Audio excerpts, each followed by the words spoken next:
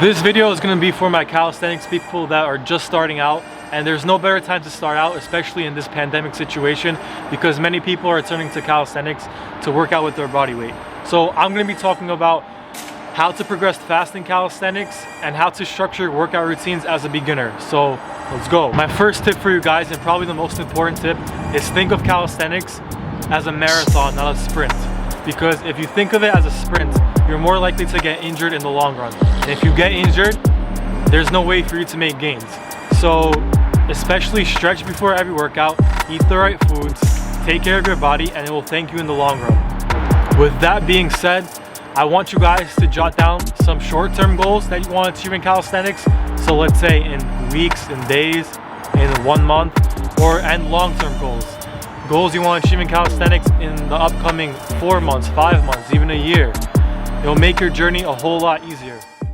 Now that you've jotted down some short and long-term goals that you want to achieve, let's start talking about how to progress as quickly as possible.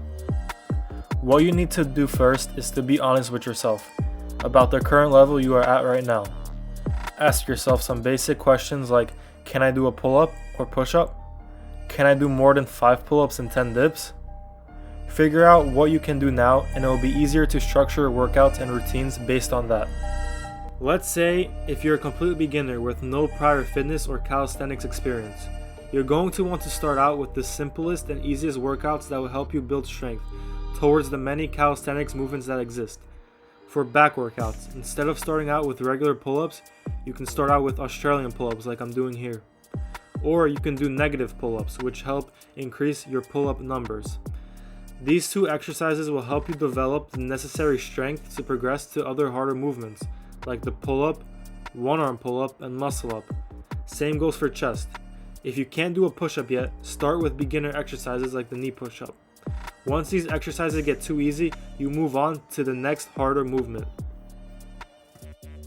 Now let's talk about how to progress if you're already able to do certain movements like the push-up or pull-up. One way to make progressions in your physique and strength is to start playing around with the countless variations that exist in these movements. So if you can do regular pull-ups, try to move into close grip pull-ups or wide grip pull-ups. Same goes for push movements. Try to switch to diamond push-ups or pseudo push-up movements you don't usually do. Trying these new exercises will make your journey a whole lot more interesting, and it will lead to faster progress. Let's talk about the golden rule when it comes to building muscle, and that's progressive overload. Progressive overload is a basic principle which states that in order for a muscle to grow, or strength to be gained, or performance to increase, your body must be forced to adapt to a tension that is above and beyond what is previously experienced. Many people use weights to progressively overload, but I'm going to tell you how to do this without weights. If you did 5 pull-ups 5 times last week, try to go for 6 pull-ups 6 times this week, depending on how you feel.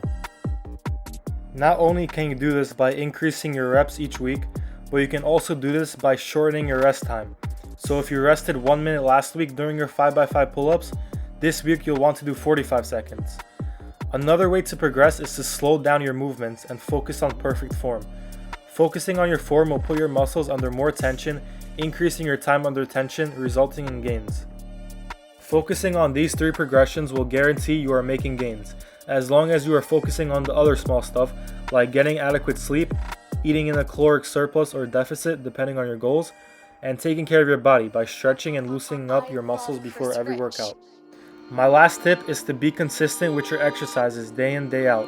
You don't want to do great for 2 weeks and then slack off the next 2 weeks.